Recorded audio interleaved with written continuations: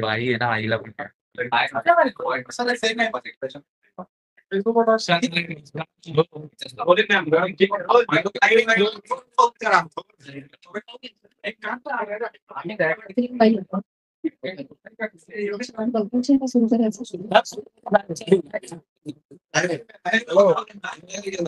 वरती पहिल्या माळावर नमस्कार.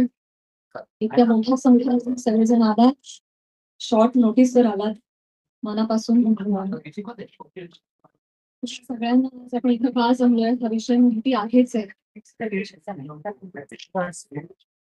बीड जिल्ह्यातील माननीय आमदार श्री सुरेश धस यांनी काल प्रसार माध्यमांशी बोलताना जी काही टिप्पणी केली त्या संदर्भात तीव्र निषेध व्यक्त करण्यासाठी आज मी तुम्हा सगळ्यांसमोर आलेली आहे. काल नाही तर गेले 1.5 महिन्यापासून हा सगळा प्रकार चालू आहे आणि गेले 1.5 महिने अत्यंत शांततेनं मी या सगळ्याला सामोरी जाते. सगळ्या ट्रोलिंगना, सगळ्या निगेटिव्ह कमेंट्सना, आणि ही माझी शांतता, माझी मूकसंमती नाहीये. मी माझ्यासारख्या अनेक महिला, कलाकार या सगळ्यांचीही हतबंत आहे. हे शांत राहणं तुम्हा सगळ्यांमुळे कुठे ना कुठेतरी आमच्यावर बेतलेलं आहे. एक व्यक्ती आपल्या कुठल्या तरी रागाच्या भरात, उद्वेगाच्या भरात काहीतरी बरळून जाते, त्यानंतर त्या 2 वाक्यांचा मीडिया 1000 व्हिडिओ करतो, तेवढेच शब्द पकडतो, त्याच्यावर 1000 व्हिडिओज बनतात युट्यूब चॅनल्सवर. मग एका सेलिब्रिटीला त्याच्यावर वक्तव्य करणं भाग पाडलं जातं. मग ती बोलते, मग परत पहिल्या व्यक्तीला वाटतं आता आपण बोललंच पाहिजे, मग ती परत व्यक्ती बोलते, मग आता परत बोलणं क्रमप्राप्त होतं कारण आता नाही बोलली का, गप्प बसली का, मागे हटली, मग ही परत व्यक्ती बोलते. ही चिखलफेक चालू राहते, महिलांची अब्रू निघत राहते आणि सगळ्यांचं मनोरंजन होतं. हे होऊ नये, सगळ्या समाज माध्यमांसमोर ही चिखलफेक होऊ नये म्हणून मी आज पडले नाही. मी शांत बसणं हा पर्याय स्वीकारला. या गटारात मी दगड टाकणं योग्य समजलं नाही. ऑल्सो मला असं वाटलं की हा विषय इतका खोटा आहे, ही गोष्ट इतकी धादांत खोटी आहे, त्याला काही बेस नाही. एका सांस्कृतिक कार्यक्रमामध्ये सत्कार स्वीकारताना काढला गेलेला एक फोटो, ती आमची एकमेव भेट, धन्यवाद, हा एकमेव संभाषण, एक शब्द, याच्यावरून एवढी आवाई उठावी, त्याला मी का प्रत्युत्तर देऊ? जेव्हा त्या गोष्टीवर मी भाष्य करते, 10 लोकांपर्यंतची गोष्टी 1000 लोकांपर्यंत पोहोचतात. ती जर गोष्ट खोटीच असेल तर ती किती काळ टिकणार, त्या गोष्टीला आपण किती महत्व द्यायचं? म्हणून मी त्या गोष्टीकडे दुर्लक्ष केलं. शांत बसणं योग्य समजलं आणि याला भरपूर साथ होती ती मी ज्या व्यक्तींबरोबर काम करते, ज्या संचाबरोबर काम करते, माझं कुटुंब, माझा मित्र परिवार, सगळे आप्तेष्ट, महाराष्ट्रातील जनता, प्रेक्षक ज्यांचं प्रेम आहे माझ्याकडे. कोणीही माझ्यावर एका शब्दानेही कधी शंकेच्या दृष्टिकोनातून पाहिलं नाही, कधीही मला विचारलं देखील नाही. प्रत्येक जण भेटला त्यावेळी हे म्हणाला, प्राजक्ता योग्य करतेस, शांत राहा, धीरानं सामोरी जा. या अशा आवाया उठतात आणि निघून जातात, सरपास होतात. तू शांत राहा, धीरानं सामोरी जा. ह्या सगळ्यांचा माझ्या सॉरी माईक मध्ये सर्व इको होतो, त्याच्यामुळे तुम्ही फक्त माईक विदाउट माईक तुम्ही बोलाल ना, बेटर राहील ते. Sorry for interrupt.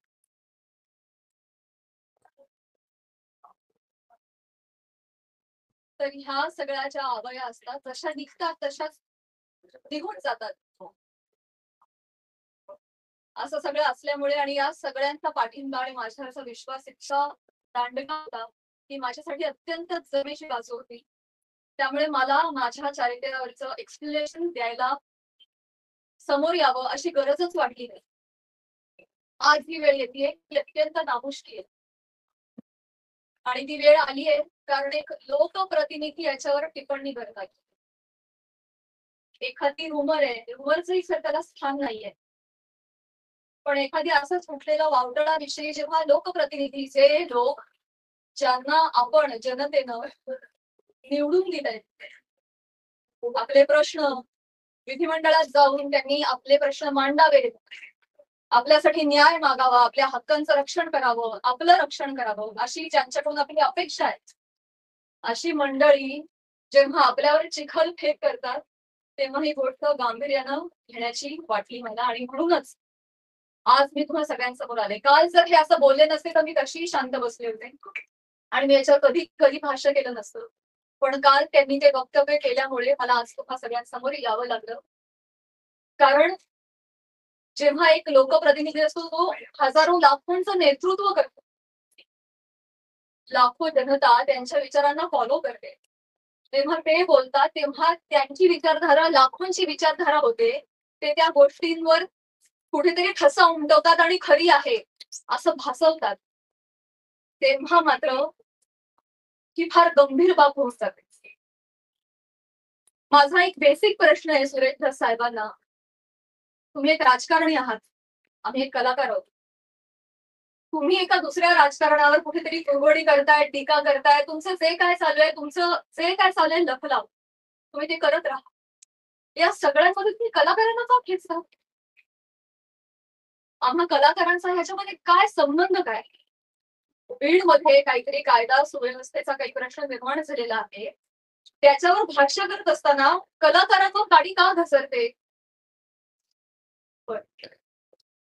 ते इव्हेंट मॅनेजमेंट विषयी काहीतरी सांगत होते की यांच्याकडून शिकावं इव्हेंट मॅनेजमेंट.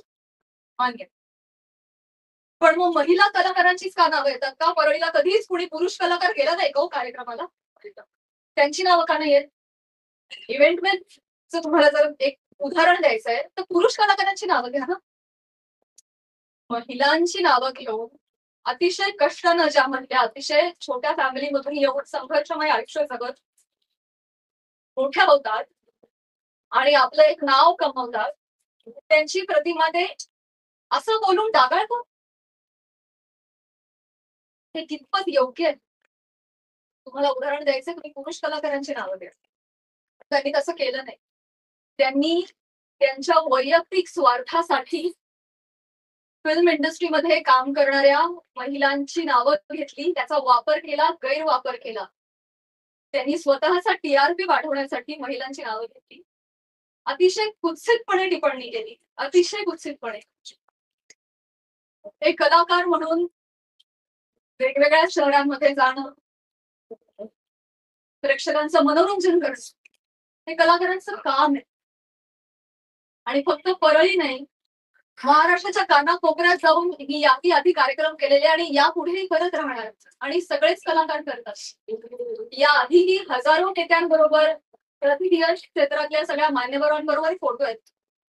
मग तो फोटोचा रेफरन्स उचलून तुम्ही कोणाही बरोबर असं नाव म्हणून टाकणार का?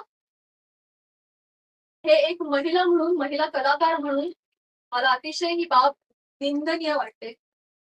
महाराष्ट्रातल्या राजकारण्यांना हे कृत्य शोभत नाही. पण ते जे बोलले की इतकं इतकं कुत्सित आहे. अच्छा, त्या पण येतात का परळीला? अच्छा अच्छा. कोणाला जर नवा चित्रपट वगैरे करायचा असेल तर परळी पॅटर्न अवलंबावा, त्याचं जे काय जवळचा पत्ता वगैरे काय म्हणायचंय काय तुम्हाला? मी फक्त महिला कलाकारांच्या चारित्र्यावर शिंदोडे नाही उडवत आहात. महिलांच्या कर्तृत्वावर सुद्धा तुम्ही प्रश्नचिन्ह उपस्थित करताय का? कुठल्याही पुरुषाच्या किंवा राजकारण्याच्या फुगड्यांशिवाय एखादी महिला स्वकर्तृत्वावर यशस्वी होऊ शकत नाही का? कष्टाने आणि मेहनतीनं एखादा माणूस मोठा होतो याच्यावर तुमचा विश्वास का नाही बसत? ही अशी टिप्पणी करून तुम्ही माझी नाही, आम्हा महिलांची नाही, स्वतःची मानसिकता दाखवताय असं मला वाटतं. आणि ही अतिशय खेदजनक बाब आहे. आणि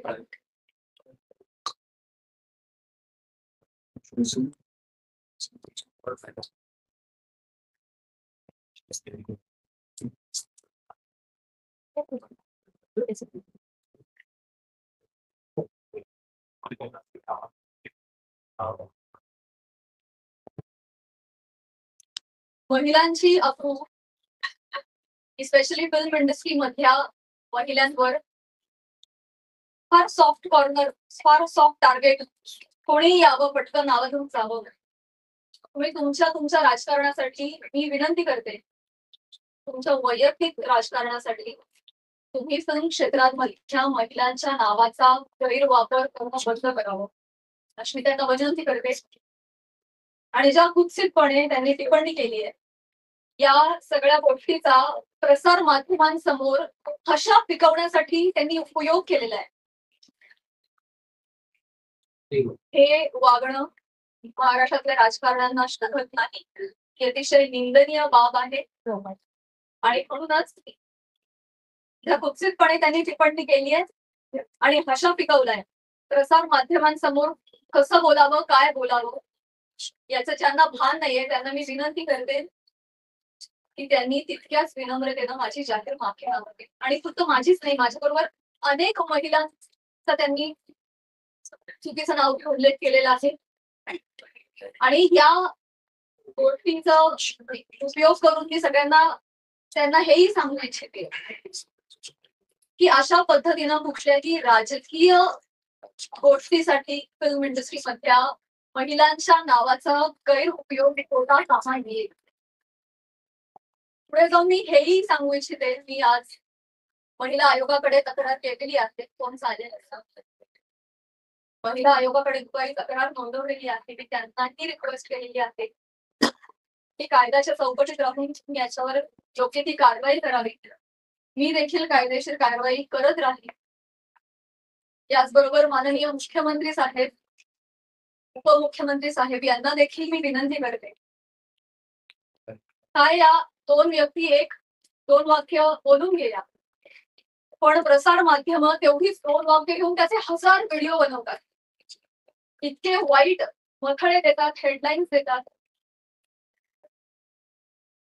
समोरच्या माणसाच्या आयुष्यात तुमच्या या मथळ्यांमुळे एक वादळ येऊ शकतं. त्यांच्या करिअरवर परिणाम होऊ शकतो, त्यांची प्रतिमा ढासळली जाऊ शकते, त्यांचं करिअर बर्बाद होऊ शकतं, ते डिप्रेस होऊ शकतात, ते आत्महत्या करू शकतात. तुम्हाला काळजी वाटत नाही या गोष्टीची? आपण आपला टीआरपी वाढवण्यासाठी, आपण आपला एक सेट टार्गेट अचीव करण्यासाठी कुठल्या घराला जाऊन बातमी करतो, त्याचं किती वेगवेगळ्या पद्धतीनं. आता फॉर एन एक्झाम्पल, कालच मी बातमी वाचली आणि ती इतकी हर्टफुल होती. बीड मधील हत्या प्रकरणात आता प्राजक्ता माळीचंही नाव जोडलं जात आहे. काय संबंध, काय दोन गोष्टींचा आपण काय हेडलाईन्स करतो त्याचा समोरच्या माणसावर. की माझी आई रात्रभर झोपली नाही, 1.5 महिना, मला वाटत नाही तिला कातल लागली असेल. एक कमेंट नाही ती यांनी वाचली नाही. हा माझा भाऊ यांनी सोशल मीडिया बंद करून टाकला, सगळे अकाउंट डिलीट केले. आज हा प्रसंग फक्त माझ्याशी निगडीत राहिलेला नाहीये, हा माझ्या कुटुंबावर त्याचा परिणाम होतोय आणि अत्यंत वाईट परिणाम होतोय. समाजामध्ये अशा पद्धतीनं प्रतिमा डागाळली जाणं एका मुलीची आणि स्पेशली फिल्म क्षेत्रामध्ये काम करण्याची, ह्याला तोंड देणं अजिबात सोपी गोष्ट नाहीये. मी सगळेजण हे समजू शकता. तुम्हाला सगळ्यांना ही विनंती आणि माननीय मुख्यमंत्री साहेबांना ही विनंती की त्यांनी याबाबत काहीतरी ठोस कारवाई करावी. बेसलेस पुरावा कुठलाही असल्याशिवाय कोणीही बातमी करू नये अशा पद्धतीचे त्यांनी आदेश द्यावेत.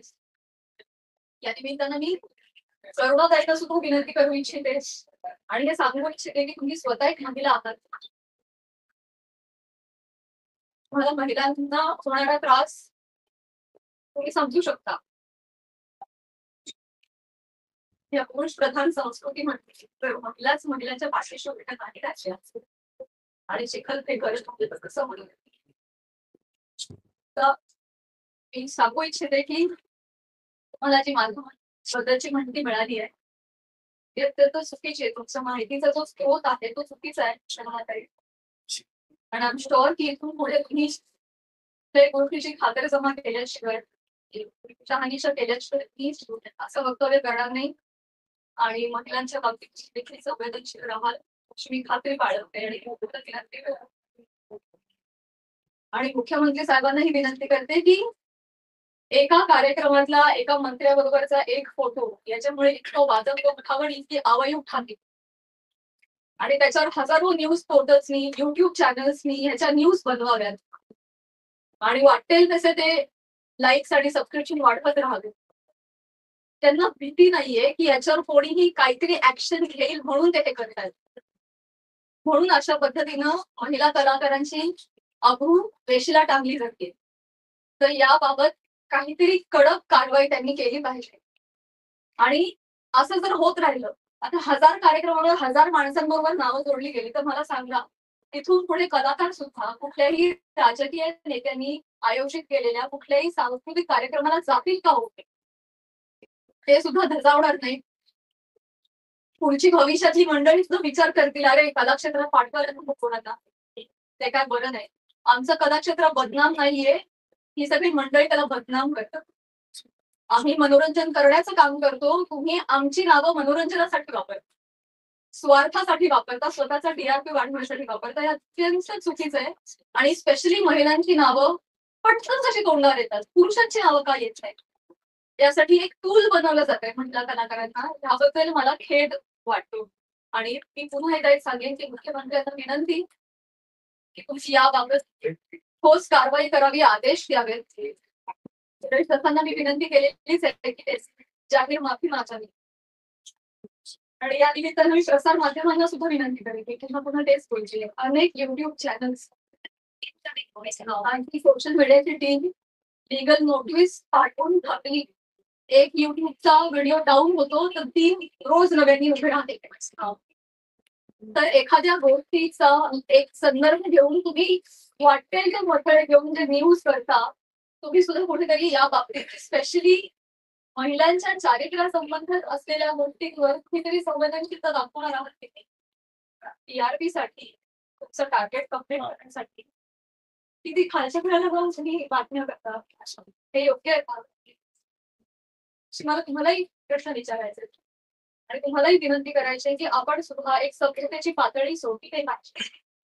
पण महाराष्ट्रात राहतो महाराष्ट्राचे सभ्य मंडळींचा प्रदेश आणि तुम्ही कोणीही अशा पद्धतीने मुळात आदेश आले पाहिजे त्याच्यावर ठोस कारवाई झाली पाहिजे. आणि आपण एक माणूस म्हणून सुद्धा एक मराठी माणूस म्हणून सुद्धा आपण सुद्धा आपल्याला काहीतरी नियम घालून घेतले पाहिजे असं मला काही शिवाय जसांची नुकतीच प्रतिक्रिया हो. या निमित्तानं महाराष्ट्रातल्या जनतेला सुद्धा मला म्हणायचं आहे की आपण आता एआयच्या जमान्यात आहोत. सोशल मीडियावर वाटेल तसे लोक व्यक्त होत आहेत. मॉब करणं video photo call recording fake generate करणं फेक चॅट्स करणं हे अतिशय सोपं आहे. डाव्या हाताचं मूळ आहे आता हे फार अवघड नाही राहिलेलं. तर महाराष्ट्रातल्या जनतेनं सुद्धा सतसत विवेकची जागृती केली आणि आपण सोशल मीडियावर कसे व्यक्त होतो याची सभ्यता पाळावी. आपल्या आई बहिणीच्या बाबतीत जर अशी गोष्ट घडली असती तर आपण असं लिहिलं असतं का असं त्यांनीही विचार करावा. सारासार विचार करून व्यक्त व्हावं. सगळ्यांनीच ही जी बाब आहे ती अतिशय गांभीर्यानं घालवली. इथे मी फक्त माझ्या न्यायासाठी नाही बोलत आहे. इथे मी आज सगळ्या सिने क्षेत्रात कला क्षेत्रात काम करणाऱ्या सगळ्या महिलांच्या वतीनं बोलतीये. आज त्यांचं प्रतिनिधित्व करते असं मी म्हणेन. की समाजामध्ये उजळ माथ्यानं जगण्यासाठी आम्हाला एक फ्रीडम असलं पाहिजे, एक मान सन्मान ठेवला गेला पाहिजे. यासाठी तुम्ही सुद्धा ती डिग्निटी पाळणं गरजेचं आहे आणि तो मान सन्मान देणं गरजेचं आहे असं मला वाटतं. आणि तुम्ही ते कराल अशी मी आशा घेते. तर एक प्रश्न असा होता, आपण ज्या पद्धतीने म्हणालात की एकच प्रश्न आहे, महिला आयोगाकडे आपण तक्रार दाखल ताई, महिला आयोगाकडे आपण मनीष दास म्हणतायत प्राजक्ता माळींची मी जाहीर माफी मागणार नाही. मी त्यांना मागणी केलेली आहे. त्यांनी ज्या कुत्सितपणे भाषा पिकवण्यासाठी हा मुद्दा उचललाय त्याला काही बेस नाही. तर मी मागणी केलेली आहे आणि मला खात्री आहे माननीय मुख्यमंत्री साहेब, माननीय उपमुख्यमंत्री साहेब, महिला आयोग याच्यावर कठोर कारवाई करतील आणि योग्य ती गोष्ट घडवून आणतील. महिला आयोगाकडे आपण तक्रार दाखल केलेली आहे. आपण कायदेशीर पाऊल म्हणजे पोलीस स्टेशन मध्ये जाऊन दस यांच्या विरोधात काही तक्रार दाखल करणार आहात का? ज्या पद्धतीने आता ते म्हणतायत की आम्ही मारणार नाही म्हणून, तर आपण कायदेशीर पाऊल नेमकं काय उचलणार आहात? महिला आयोगाकडे तक्रार दिलेली आहे. आज किंवा उद्या मुख्यमंत्री साहेबांची भेट मला मिळणार आहे. त्यांना समक्ष जाऊन मी पत्र देणार आहे. उपमुख्यमंत्री साहेबांना जाऊन भेटणार आहे. त्यांना देखील समक्ष जाऊन पत्र देणार आहे, निवेदन करणार आहे. आणि जर गोष्ट काही घडली नाही आणि ही देखील महिला म्हणून हलक्यात घेतली तर डेफिनेटली माझ्या वकिलांमार्फत मी योग्य ती कारवाई करेन. न्यायासाठी नाही, मी समस्त कला क्षेत्रात काम करणाऱ्या महिलांच्या वतीनं पाऊल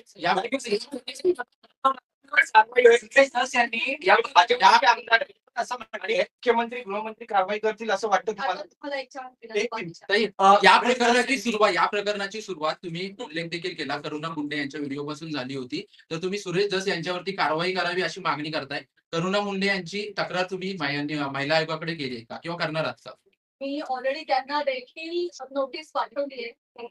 तेव्हाच पाठवली आहे. त्यानंतर त्यांनी काही वक्तव्य केलं नाही. त्या शांत बसल्या. त्यामुळे मी पुढे काही त्यांच्या कारवाई केली. या पत्रकार परिषदेनंतर सुरेश धस यांनी उभी आहे का? डेफिनेटली आहे. मराठी चित्रपट सृष्टी सगळे कलाकार खंबीरपणे माझ्या पाठीशी आहेत आणि मी सगळ्यांचं नेतृत्व करेन. सुरेश धस यांनी ही पत्रकार परिषद आपली चालू आहे त्यांच्यानंतर त्यांनी प्रतिक्रिया अशी दिली की हे संतोष देशमुख प्रकरण दुसरीकडे नेण्यासाठी म्हणून तुम्ही ही पत्रकार परिषद घेता. सांगायचं आहे तुम्हाला सगळ्यांना, हेच सांगण्यासाठी आज मी आली आहे की तुमच्या राजकीय हेतूसाठी तुम्ही कला क्षेत्रातल्या कलाकारांची नावं का जोडताय? कलाकारांचा आणि राजकारणाचा काही एक संबंध नाहीये. तुम्ही जर कालच्या त्या भाषणामध्ये आमचं नाव घेतलं नसतं तर आज मी तुमच्या समोर इथे नसते. मी आज माझ्या ज्योतिर्लिंग यात्राला असते. त्यांनी नाव घेतल्यामुळे आज मला इथे बसावं लागतंय. त्यांनी सुरू केलेली गोष्ट. त्यामुळे तुम्ही असा अर्थ जोडू नका, ही तुम्हालाही विनंती. आणि मुळात राजकारणाचा आणि कलाकारांचा काही संबंध नाही. तुम्ही तो ओढून आणू नका. स्पेशली महिला कलाकारांना तुम्ही इथे त्यांच्या प्रतिमा डागाळू नका. बोलते या सगळ्या चिखलपेकमुळे कुठेतरी कलाकार कोणत्याही गोष्टीवर भूमिका घेताना म्हणजे काचकूच करतात असं वाटतं का? भीती वाटते ना, कारण प्रसार माध्यम त्याला चुकीची प्रसिद्धी देतात. मग यामुळेच पुढे कधी काही बोलताना मुख्यमंत्र्यांना मी विनंती करणार आहे की जर कुठलाही पुरावा नसेल तर प्रसार माध्यमांनी स्पेशली युट्यूब चॅनल्सनी जर अशा काही बातम्या केल्या तर त्यांच्यावर कठोर कारवाई करावी. इनफॅक्ट तशा पद्धतीचे निर्देश त्यांनी आताच जारी करावेत. सुरेश धसांनी फक्त माफी मागावी एवढंच तुमची मागणी आहे की जरी त्यांनी माफी मागितली तरी त्यांच्यावर कारवाई करण्यात यावी अशी मागणी? व्यक्तींनी बोलण्याचं नाहीये. या मला प्रवृत्तीचा त्रास आहे. हा प्रघात पडता कामा नाहीये. कोणीतरी काहीतरी फार कष्टाने नाव कमवतो, कोणीतरी काहीतरी येऊन बोलून जातं आणि अख्खी इमेज डागाळते. स्पेशली महिलांच्या बाबतीत मी पुन्हा तेच म्हणेन की नाव घेताना त्यांनी 3 महिलांचं का नाव घेतलं? पुरुष कलाकार गेलेच नाहीत का परळला तरी कार्यक्रमाला?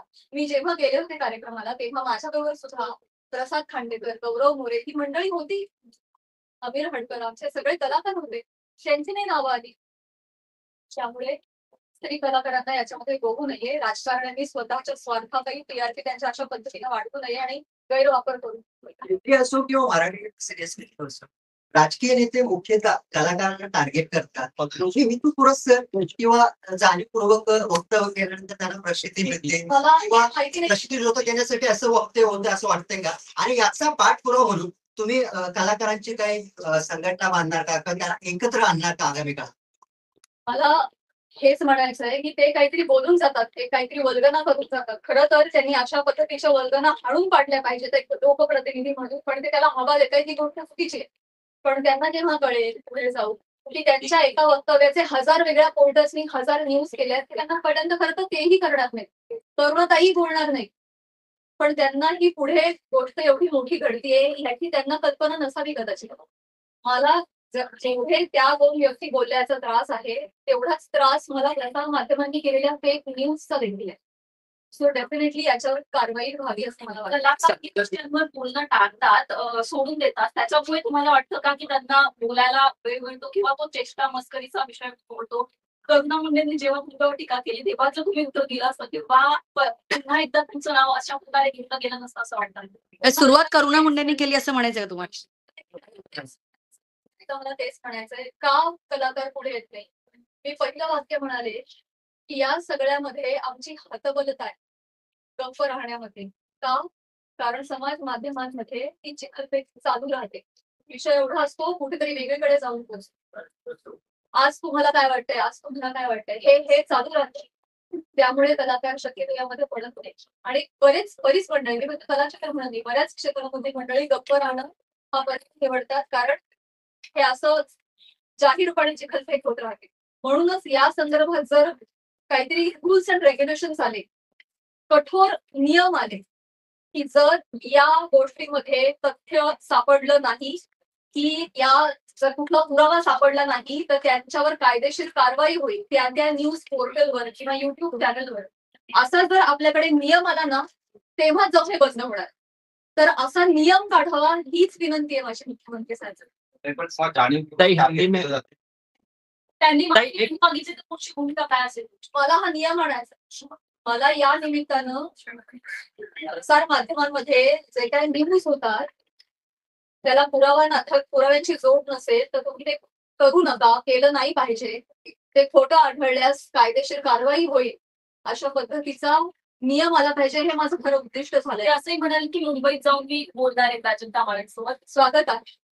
मैं जानना चाहूंगी बता दीजिए कि भाजपा के विधायक ने आपका नाम लिया है, हिंदी में ब्रीफ कर दीजिए. भाजपा के विधायक ने आपका नाम लिया है, कैसे देखते हैं आप? हिंदी में बता दीजिए आप.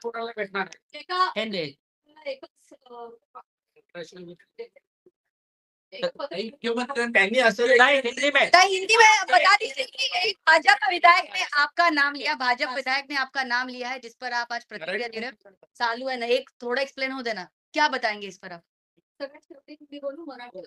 त्यांनी असं देखील म्हटलंय ताई, त्यांनी आत्ताच असं देखील म्हटलंय की मी असं मी नाही विचारला नाही खाली. त्यांनी असं देखील म्हटलंय की मी असं कोणतंही ऑब्जेक्शन घेण्यासारखं वक्तव्य बोललेलो नाही आणि माझ्यासाठी प्राजक्ता माळी हा विषय संपलेला आहे असं देखील वक्तव्य केलेलं आहे. काय सांगतो?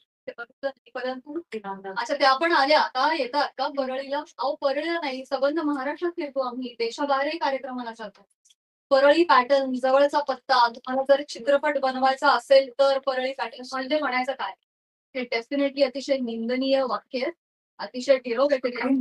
या मागचा सूचित अर्थ कळू नये इतका महाराष्ट्र आणि मी तुटपुळी नाहीये. त्यांना जे आडून आडून बोलायचं होतं सगळ्यांना कळतंय. त्यामुळे परळीला येतात म्हणजे मी काहीच बोलू नये असं नसतं. नुसतं ताई म्हणून काही होत नाही. त्याच्या अवतीभोवती तुम्ही जे हातवारे करता, तुमचे जे हावभाव असतात, एका महिलेचं चारित्र्य एवढ्या रिॲक्शननी सुद्धा डागाळू शकतं. समाज माध्यमांसमोर, प्रसार माध्यमांसमोर हशा पिकवण्यासाठी त्यांनी हा मुद्दा वापरलाय. तो डेफिनेटली अतिशय निंदनीय आहे, अतिशय खालच्या पातळीचा आहे आणि तो चुकीचा आहे याचा मी निषेध करतो. क्लॅरिफिकेशन देताना नेहमी महिलाच का देतात? तुम्हाला वाटत नाही का ज्यांच्याशी नाव जोडलं जातं त्यांनी सुद्धा हे दिलं पाहिजे? आतापर्यंत बॉलिवूडमध्ये सुद्धा अशा अनेक गोष्टी घडलेल्या आहेत, पण महिलाच टार्गेट का होते याच्यावर तुम्हाला काय वाटतं? हाच माझा प्रश्न आहे मुख्यमंत्री साहेबांना सुद्धा, की हे महाराष्ट्रामध्ये एक निर्भय वातावरण कला क्षेत्रातल्या महिलांच्या बाबतीत असलं पाहिजे आणि आम्ही सॉफ्ट टार्गेट होता कामा नये. कुठल्याही राजकीय व्यक्तींच्या स्वार्थापायी आमच्या नावांचा गैरवापर झाला नाही पाहिजे, हीच माझी विनंती आहे. आणि हे दुःख आहे. दिलं पाहिजे आणि हे दुःख आहे. आज मला माझ्या चारित्र्याच्या क्लॅरिफिकेशनसाठी प्रेस कॉन्फरन्स घ्यावी लागते. हीच निंदनीय गोष्ट आहे. हे महाराष्ट्रात होत आहे. सावित्रीच्या लेकींबाबत होत आहे. मला याचं दुःख आहे. त्याच्याकडे करुणा मुंडेंनी ज्या पद्धतीने सुरुवात केली किंवा सुरेश दसनी ज्या पद्धतीने सुरुवात केली, पण या सगळ्या घोटाळ्यामध्ये ज्या व्यक्तीसोबत नाव जोडलं गेलं, परळीच्या एका व्यक्तीसोबत नाव जोडलं गेलं, तर तुला असं नाही वाटत का की त्या व्यक्तीकडून सुद्धा काहीतरी वक्तव्य आलं पाहिजे की जे काही चालू आहे त्याच्यामध्ये काही संपर्क वगैरे नाही असं? प्राधान्यतः मुख्यमंत्री देवेंद्र फडणवीस सुरेश दसांवरती कारवाई करतील असं वाटतंय का तुमच्या भेटीनंतर? की आता त्यांनी माफी मागणं, त्यांनी बोलणं, त्यांना हा प्रकार चुकीचा आहे हे कळलं पाहिजे. त्याचे परिणाम काय होतात हे कळलं पाहिजे आणि पुढे जाऊन या बाबतीत कठोर नियम झाले पाहिजेत. हे आता माझं मोठं उद्देश आहे. एका व्यक्ती संदर्भात तेवढा मुद्दा, त्यांची माफी एवढा छोटा काही नाही करणार. या बाबतीत काहीतरी कठोर निर्णय झाले पाहिजेत, काहीतरी रूल्स अँड रेग्युलेशन्स बसले पाहिजे. इथून पुढे कुठल्याही महिला कलाकाराला मी आज ह्या सगळ्या गोष्टीची पार्श्वभूमी घेऊन म्हणते, भविष्यात मला किंवा कला क्षेत्रात काम करणाऱ्या कुठल्याही महिलेला अशा पद्धतीच्या गोष्टींना सामोरं जायची वेळ येऊ नये यासाठी मी प्रयत्न करेन. तुम्ही म्हणाला की राजश्री मिळाल्याने मुक्ती होते आणि असे म्हणाले की महाराष्ट्रभर आम्ही जर नाहीच बोललो रसिकांचं कसं मनोरंजन होईल. अगदी बरोबर आहे, पण तुम्ही बाहेर नाही गेला तर त्याचं तुमचं नुकसान आहे, तुमचीच कला जनतेसमोर येणार आहे असं वाटत नाही तुम्हाला? नाही कळलं. राजा ठीक आहे. कलेला राजाश्रय मिळाल्यानंतर ती कला मोठी होते. महाराष्ट्रभर फिरत आहे, राजकारणाचे कार्यक्रम अटेंड करता असं तुम्ही म्हणताय, पण तुम्ही जर नाही गेला तर त्याच्यामुळे तुमचं परिणाम होणार आणि तुमचं नुकसान होणार आहे असं वाटत नाही मला? डेफिनेटली मुळात वेगवेगळ्या शहरांमध्ये जाऊन वेगवेगळ्या ठिकाणी जाऊन प्रेक्षकांचं मनोरंजन करणं हेच तर कलाकारांचं काम आहे, कर्तव्य आहे. निखळ मनोरंजनासाठी तर कलाकार प्रेक्षकांशी संवाद साधण्यासाठी वेगवेगळ्या ठिकाणी जातात आणि गेलंच पाहिजे. ते आमचं उपजीविकेचं साधन पण आहे आणि आमच्या स्वातंत्र्यावर अशी गदा नाही येऊ शकत. त्यामुळे कलाकार धर्म आम्ही पाळतोय, पण त्याचा असा पद्धतीनं चुकीचा अर्थ काढणं हे क्लेशदायक आहे. तेव्हाच कला मोठी जेव्हा त्याला लागत घेत नाही. मिळाली पाहिजे म्हणूनच म्हणते रूल्स अँड रेग्युलेशन जाणं. हिंदी में बता दीजिए.